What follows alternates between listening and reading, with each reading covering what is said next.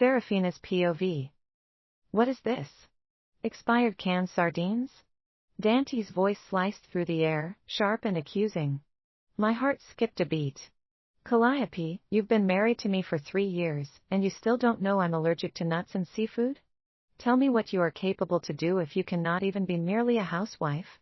Dante, my husband, dressed in a tailored English suit, sat at the jasmine-covered dining table, looking as commanding as ever. He never allowed anyone to contradict him, not even me, his wife. I froze, my fingers gripping the edge of my apron as if it could shield me from the storm boiling in front of me. Dante, it was just a mistake. I'm sorry, I started, my tone careful, almost pleading, but he cut me off before I could explain. Just a mistake? He sneered. No, Calliope, it's neglect. Carelessness. I come home after a long day, and this is what you serve me? His voice carried the cold authority of a boss berating an incompetent employee. It's not just today. Every little thing you do, every meal, every gesture, it's all just half-hearted. Do you even try anymore? When I looked up, I met Dante's gaze, cold and full of disdain. My hands balled into fists at my sides. My teeth clenched as his words dug deep, stripping away every effort I had ever made. The beautifully set table, the flowers, the candles, all of it now seemed like a joke. Dante tossed his napkin aside and stood, his chair scraping against the polished floor. Instinctively, I reached for his sleeve, my fingers trembling. My throat tightened as I tried to hold back the sting of humiliation. Dante, I didn't mean to. His phone rang. The sharp, urgent tone filled the space between us, snapping his attention away. The Laurent family was in turmoil after the death of old Martin, Dante's father. Dante had no time for his young wife's mishaps. Without a second thought, he shoved me away. I stumbled, my back hitting the chair behind me, barely managing to catch myself before falling. Dante hesitated for the briefest second. I thought he'd pick me up. But he didn't. He straightened, adjusting his cuffs, and looked down at me with an expression that sent a chill through me. Distant. Detached. As if I were nothing. Clean up this mess, he ordered before grabbing his suit. And iron my shirt. I need it ready by morning. I sat there, unmoving, as he walked out the door without a backward glance. The flowers remained fresh. The house staff exchanged whispers. But all I could hear was the echo of my own hollow laughter. This was my 3rd year of marriage to Dante. We'd had countless arguments over the past 3 years, over the petty details of everyday life. The biting, red-faced anger seemed to erupt far too often. The truth was, I had been playing the role of my sister, Calliope, for the last 3 years. But Calliope was not my name. I was Seraphina, a small-time perfumer known as Sylvain in the industry. I was 23 when I garnered some fame for Sanctuary Iris, a fragrance I personally developed. I thought I was on the verge of fulfilling my dream, ready to start my own brand, but then everything fell apart. My twin sister, Calliope, disappeared with her lover just before she was set to marry the only son of the Laurent family. The Laurent were powerful, so powerful, they had nothing left to lose. If they found out Calliope had been frolicking in the woods just before the wedding, their wrath would have destroyed my family. I couldn't let that happen, so I became Dante's bride instead of Calliope. Growing up, Calliope and I couldn't be more different. She reveled in glamour and had a taste for life's finer luxuries, while I toiled away in the lab, pouring my heart into research. I never had the knack for housework or taking care of others. Calliope could always get her way through her sweet voice and innocent smiles, something I could never manage. Because I wasn't her, and I could never be her. Now, the arguments have worn me down.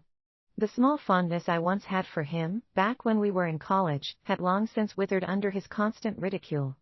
Not that I knew him well back then. But at least, I thought he was a nice person.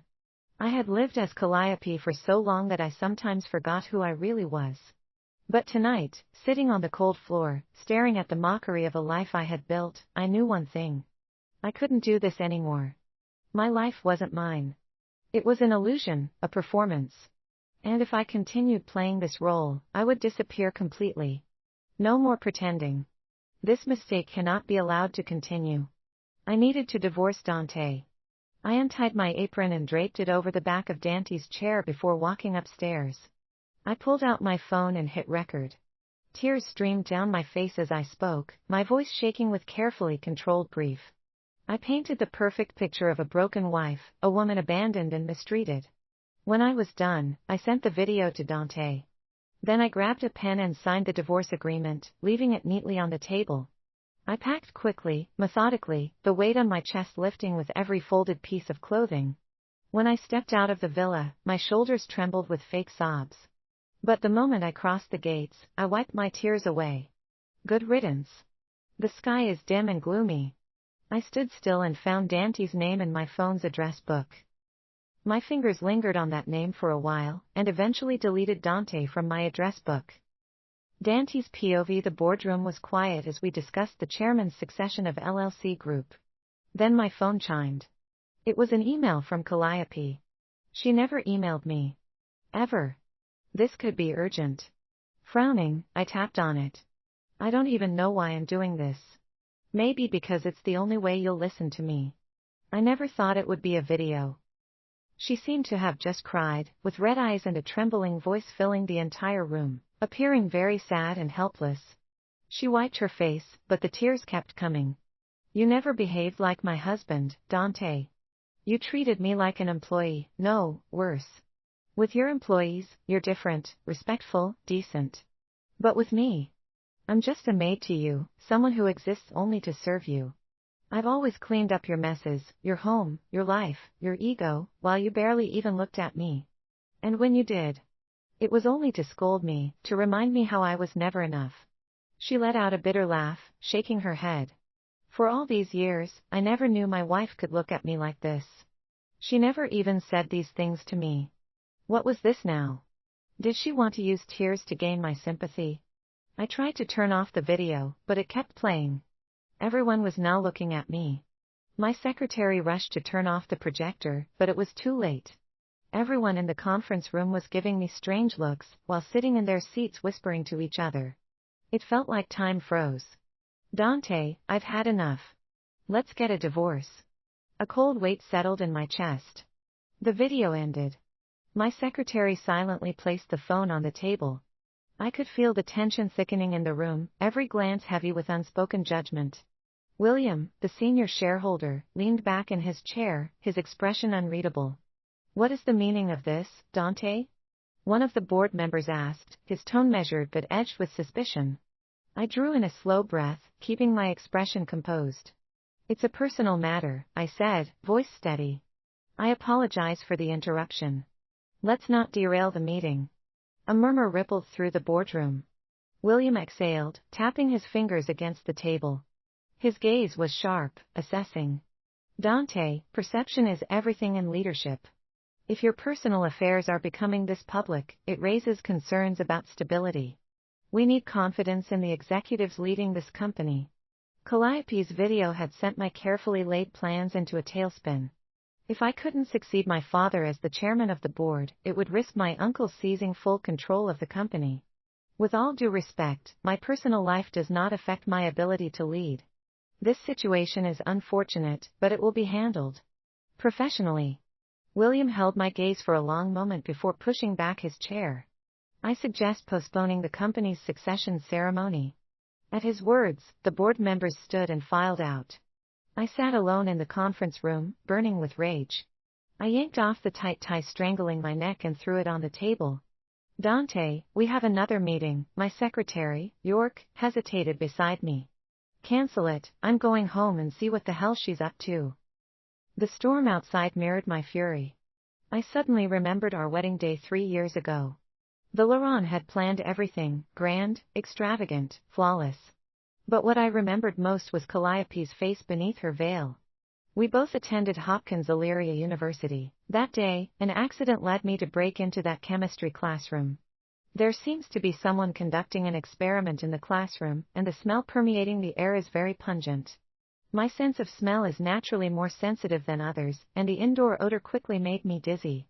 I leaned against the table and gasped for breath, as if a pair of hands were gripping my throat, making it difficult for me to breathe. Just then, I saw her. Bright. Anxious. Vibrant. She had saved me that night. That wasn't even the first time. My mother hopes that I can find a wife from a decent family which is similar to mine as soon as possible. When Calliope confessed her feelings to me, I had a crazy thought at that moment. If I were to find a wife, I don't have to care about what family she came from. She is the only person I would marry. But as time passed, as we spent more and more days together, I began to doubt whether I had made the right choice. Because deep down, I realized I might not be able to love her. Outside the car window, rain poured down in heavy sheets, drenching the delicate flower buds along the street. In the stillness of the car, fragments of memories danced in my mind. I sped home, dialing Calliope's number on my way. My hands were shaking, whether from rage or something else, I wasn't sure. The phone rang, once, twice, thrice. Pick up the goddamn phone, Calliope. I gritted my teeth and tried again. This time, she answered. Dante, I was only telling the truth, was the first line that came out of her mouth. A bitter laugh escaped me. Throwing another tantrum, are you? Do you even realize what you've done, Calliope? You just sabotaged my career, everything I worked so hard for. That stupid video turned me into a joke in front of everyone. And now this. Silence stretched on the other end. After a long pause, Calliope's voice came through. I'm tired. Dante. I'm not joking. The divorce papers are on your bedside table. After you sign them, just send them to me.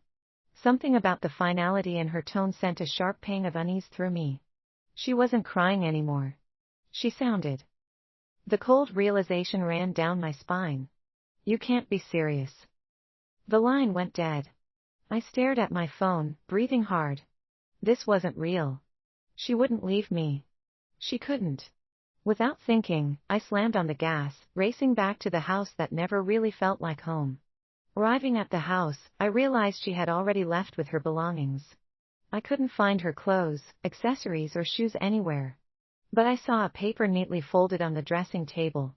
My heart hammered against my chest, realizing what it could be. When I opened it, my world came crashing down. It was a divorce paper, with Calliope's signature on it. My phone tinged right at that moment. It was a text from an unknown number. Come if you want answers. An address followed. Against my better judgment, I knew I had to go. I parked across the street, watching through the rain-splattered windshield. And there she was. Calliope. The woman who had just ruined all my hard work, was sitting here by a full-length window in an upscale restaurant. Her golden dress hugged her shapely figure, the extravagant fabric shimmering under the soft lighting, with a slit too high to my liking. A diamond bracelet gleamed as she reached for her wine glass, every movement poised, deliberate. She wasn't looking like she cried rivers a couple of hours ago. She looked like she had taken all the time in the world prettying up, something she had rarely done in our years of marriage. A fresh surge of anger threw me. I gripped the car door, swung it open, and stepped into the downpour. Seraphina's POV. I ended the last call with Dante and sat alone on a bench by the bustling street. Cars honked, engines rumbled, and the air carried the scent of roasted chestnuts and expensive perfume. I watched well-dressed people hurry past, immersed in their own conversations and laughter, while my reflection stared back at me from the shop window, disheveled brown hair clinging to my damp cheeks, blue eyes once full of life now rimmed with exhaustion, lips chapped from the wind. I looked as if life had been drained out of me. Flipping through my phone contacts, I suddenly realized that in Blaireau's, I didn't know anyone except Dante. Finally, I came across Everett's name. Everett had been my childhood best friend and schoolmate. We grew up together on the streets of Robintown, Galvoir, before his family moved away.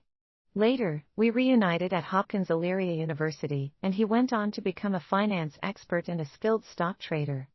After some hesitation, I sent him a message. I wanted to ask if I could rent his apartment on Russell Avenue for a while. Sliding my phone back into my coat pocket, I wasn't sure if he'd even see my text right away. The night deepened, and the cold wind howled between the towering buildings. My fingers had gone numb when, through the shifting crowd, a familiar figure emerged. Everett. He was dressed in a tailored suit, the crisp white of his shirt peeking from beneath his coat. The streetlights cast soft shadows over his refined features, sharp jawline, piercing blue eyes, wavy blonde hair, and an air of composed elegance. For a fleeting moment, his presence melted the chill in my heart. I blinked, unsure if I was imagining things. I had only sent a simple message. He hadn't even replied. Yet here he was. Cutting through the chaotic crowd, he rushed straight toward me, with worried eyes and knitted brows. Seraphina, what happened? Are you all right? What are you doing on a bench? He bombarded me with questions the moment he reached me, his gaze shifting between my disheveled appearance and my suitcase. I exhaled a shaky breath. Everett, I filed for divorce. His expression barely shifted, but for a split second, something flickered in his eyes. Excitement. I almost thought I had imagined it. Before I could be sure, his face settled back into its usual gentle, kind smile. Clearing his throat, he asked, Seraphina, have you made up your mind? To leave him, the man you once loved? I answered calmly, I've thought it through. Where are you planning to stay tonight? He seemed unsurprised by my decision and nodded as if he had expected it. I hesitated before finally speaking. Can I rent your apartment on Russell Avenue for a little while? His lips curled slightly. Of course. You don't even have to ask. Let's go. He picked up my luggage with his usual gentlemanly ease. Relief flooded through me, but before we could leave, my phone buzzed. An unknown number. Did you two fight again? You actually moved out of that villa. Now that's good news. A chill crept down my spine. My fingers hovered over the screen before I quickly typed, Who are you? How do you know I moved out? No reply. Everett noticed my unease and stepped closer. Something wrong? I forced a smile. Nothing. Just spam. He didn't look convinced but didn't press further. Instead, he picked up my suitcase and led me away. Everett's apartment was warm, a stark contrast to the bitter cold outside. It smelled faintly of leather and something woody, his cologne, maybe. He set down my luggage and helped me organize my clothes, reminiscing. When my family moved to Robintown, you and your parents were the first to welcome us. You helped us unpack, settle in. Your family was so hospitable. A small smile tugged at my lips. You remember that? How could I forget? He said with a soft chuckle. To show my gratitude, I asked, have you had dinner yet? He hesitated before shaking his head. Not yet. I knew he was lying but appreciated the effort. Rolling up my sleeves, I moved to the kitchen, already feeling more at home in his space than I had in my own house for years. Searching through his pantry, I pulled out eggs, butter, vegetables, and a fresh loaf of bread. When did you learn to cook? Everett asked, watching me curiously. I smirked. In recent years. But I still get disoriented in the kitchen sometimes. Hope you don't mind. The rhythmic chopping of onions filled the quiet space between us. Everett leaned against the counter. You always burned the eggs back then. I smirked. I've improved. Barely. He chuckled, and the warmth of it felt unfamiliar after all the cold silences I had grown used to in Dante's mansion. As I stirred the eggs in the pan and toasted the bread, the scent of butter and spices wafted through the air. So, what's your favorite food these days? I asked. He looked surprised at the sudden question but answered, steak. Medium rare. Not the burnt one. With mashed potatoes if I get lucky. He shrugged, and I laughed. I knew it. You're so predictable. We ate in silence at first, the clinking of utensils the only sound between us. But slowly, we started talking, about everything and nothing, the past, our families, even the way the city had changed. It was easy, natural, a stark contrast to the suffocating quiet resentment that had settled between Dante and me over the years. With Everett, I wasn't walking on eggshells, measuring every word, fearing that any misstep would set off the raging bull that was my husband. After dinner, Everett insisted on doing the dishes, but I refused. As I reached into the sink, my sleeves slipped down, soaking at the edges. Before I could roll them up, Everett stepped in behind me, his hands brushing against mine as he gently rolled them up for me. His chest barely grazed my back, and despite the layers of clothing between us, I felt his warmth seep into me. My breath hitched. His voice was low. You always make a mess. The air thickened. My ears burned, and I quickly stepped away, forcing a laugh. Some things never change. Everett's gaze darkened for the briefest moment before he smiled. What are your plans after divorcing Dante? I steadied my breathing. I'm not cut out for the housewife lifestyle. I've been working on a new perfume. If it gets recognized like Sanctuary Iris, I'll be one step closer to my dream. Once the divorce is settled, I plan to open my own perfume store. And if Dante refuses to let you go? A bitter chuckle left my lips. Dante doesn't love me. He'll let me leave. Everett leaned against the counter, watching me carefully. If you ever need help, you know where to find me. I nodded. I'll keep that in mind. Before he left, I handed him a small vial of my perfume. He took it, eyes lingering on it with quiet appreciation. Before he could say anything, a sharp knock sounded at the door. Frowning, I walked over and opened it. A rain-soaked hand pressed against the frame. Thunder rumbled, and a flash of lightning illuminated the visitor's face. Calliope.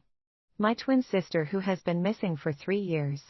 Her pale features looked ghostly under the stormy sky, as if she had crawled straight out of hell to claim her due. Seraphina's POV. Rain slammed against the windows, a furious rhythm that echoed the pounding in my chest. I stood frozen in the entryway, fingers still curled around the doorknob, breath shallow. Calliope stood on the porch, her face ghostly pale against the storm, like a demon pulled straight from my nightmares. Then she moved. She reached out and pushed the door open. Her golden dress shimmered under each flash of white lightning, clinging to her figure like a second skin. The neckline plunged. The hem barely reached her thighs, a high slit revealing even more. Her cold blue eyes, empty, unblinking, locked onto mine, chilling me to the core. It was as if she were seeing right through me. I almost didn't recognize her. 3 years. 3 years since Calliope disappeared. 3 years ago, my sister abandoned us all and plunged our lives into chaos. And now, here she was, standing before me looking like a stranger. Calliope, what are you? I didn't even get to finish. She barged in, sweeping past me like a storm in human form, her movements big and exaggerated like she owned the place. Her shoulder slammed into mine while passing, sending me stumbling backward. What? Not happy to see me? She said coldly, not even sparing me a glance. Everett was fast, grabbing me before I could fall. I felt the tension vibrating through him. He was never this tense, not with me. You okay? He murmured, his eyes never leaving Calliope. His jaw was tight, shoulders rigid. I nodded, placing a hand over his. I'm fine. Then I turned back to Calliope, forcing my racing heart to settle. Of course I'm happy to see you, Calliope. Calliope let out a sharp laugh. Really? Her brows lifted in a tight smirk. I frowned. Where have you been all these years? Mom and Dad nearly lost their minds looking for you. You ran off with your lover and vanished. What happened? Her gaze slid past me like I didn't matter. Nothing. Her voice was flat, dead. She slowly stepped into the light, and for a moment, I felt like I was staring into a mirror. Her face, so much like mine, twisted into something unreadable. Let's talk about you, Seraphina. 3 years apart, and look at you. Never imagined you'd turn out like this. Tell me, does it feel good, stealing my husband? The accusation knocked the breath from my lungs. Everett immediately stepped in front of me, blocking her view, his voice tight with anger. Calliope, what the hell are you talking about? That's not what happened. Seraphina was only trying to help you, trying to save your whole family from the Laurent wrath after your mysterious disappearance. Calliope folded her arms, her lips curling with mockery. Help? Right. You're always on her side. She didn't even look at him.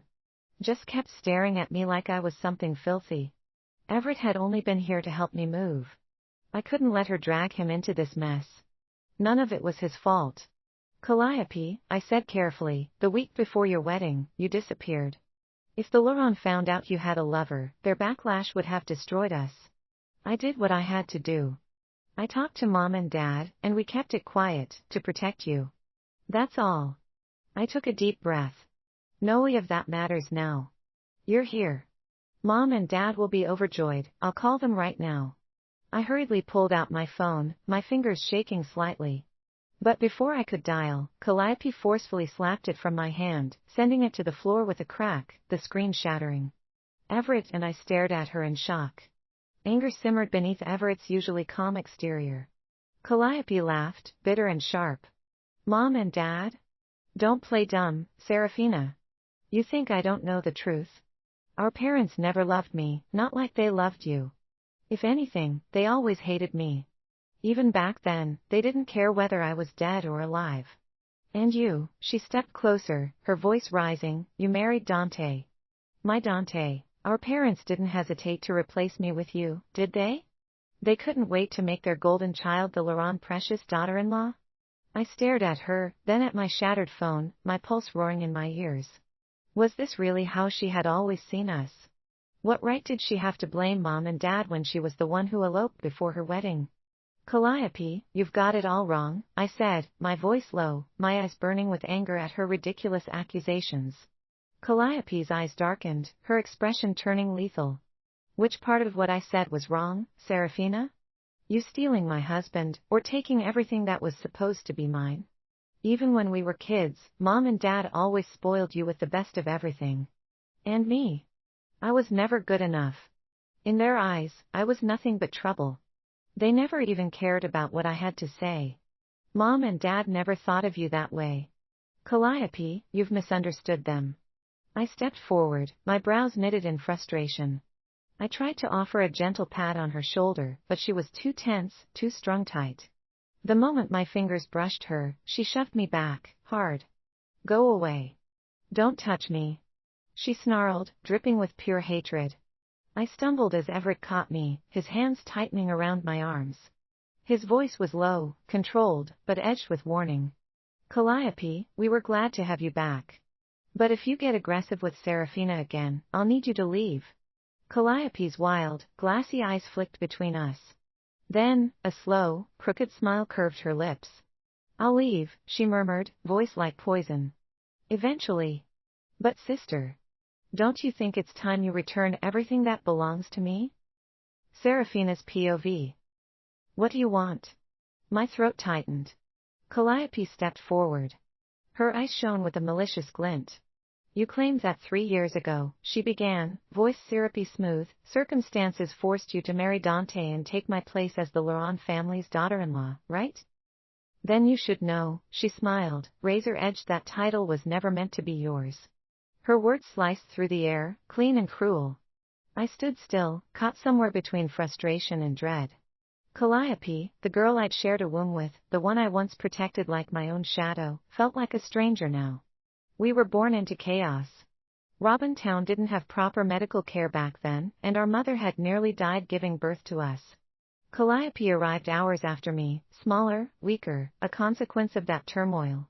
Maybe that was why, even though we are twins, it led us to totally different personalities. I was the strong one, the dependable one. She became the adored one.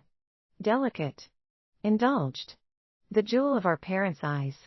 But affection turned to entitlement. She grew vain, hungry for attention, reckless. Scandals trailed behind her like perfume. Our parents, late to realize the storm they'd nurtured, tried to rein her in, but it was too late. She rebelled, wild and furious.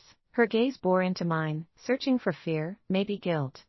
I had always hoped that perhaps as she matured, she'd naturally fall in love, marry someone, and that marriage would be her saving Calliope. Looking at her now, I realized that the decision to take Calliope's place in this marriage perhaps had been wrong from the very beginning. Calliope, I've already filed for divorce from Dante, I said quietly. Her composure cracked. Her smile faltered. What? She hissed, eyes narrowing. Are you insane? I shook my head. Calliope, Dante isn't someone to entrust your future to. You don't get to decide that, she snapped, cutting me off. You and Dante were always fighting because he never loved you. You were a placeholder, Seraphina. A stand-in. From the beginning, the one he truly loved is me. Her words struck like a slap. My breath caught in my throat. And suddenly, it dawned on me, she was the one who sent me that unsettling text message. Calliope's smile returned, wider this time, wickedly triumphant. Oh, Seraphina. Did you just figure it out? The lights in the room were dazzling, and as I looked at my sister, who felt more like a stranger with each passing moment, I was completely speechless. How long had she been back? Had she been watching us? For how long? Every move I made, was it all under her gaze? What had she been through these past few years? Why couldn't I see in her even a trace of the sister I knew? She stepped closer, her tone sweet. Seems like I came back at just the right time. You moving out makes everything easier. Don't worry, I'll have Dante welcoming me with open arms soon enough. As for you. Her eyes landed on Everett, who stood beside me silent but alert. Her smirk deepened. Take your man and disappear. Don't ever show your face in front of Dante again. What nonsense are you spouting? Everett, he. Before I could finish, Everett stepped forward, his arm brushing mine as he shielded me. I could sense the tension in his jaw, the storm behind his eyes. You will have what you want, Everett said, his voice cold and even. If it weren't for your disappearance back then, Seraphina wouldn't have married Dante, nor would she have suffered so many years for you in vain. Now it's only fair for things to return to how they were meant to be. You can have your place in the Laurent family. I'll take Seraphina away. We won't appear in your lives again. I turned to him, stunned. Everett, you. He didn't look at me. His focus stayed locked on Calliope. But you need to swear this is your choice. No regrets. No second thoughts. And you'll keep the truth buried, that Seraphina took your place. If you break your promise, you'll shoulder the consequences alone. Calliope scoffed, flicking her hair over her shoulder. Regret? Why would I regret it? We're talking about the Laurent family. Women all over the world would kill for a chance to marry into that kind of wealth and power. I stepped forward, heart pounding like a war drum. Calliope. Are you sure about this? She waved her hand, dismissive, arrogant. I've never been more sure. Now it's time for you and your man to make your retreat. Silence descended the room. You really believe love is the magic ingredient here? I asked softly, my voice laced with sorrow. Dante doesn't love you. He never did. You're chasing a fantasy, Calliope. One that will destroy you. Her eyes blazed.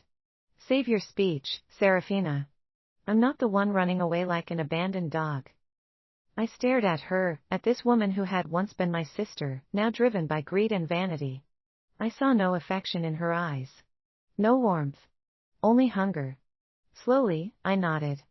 If this is what you've chosen for yourself, I said, my voice steady, I won't say anything more. From now on, when you return to Dante's side, I will also return to my own life, and I will not come back. So please.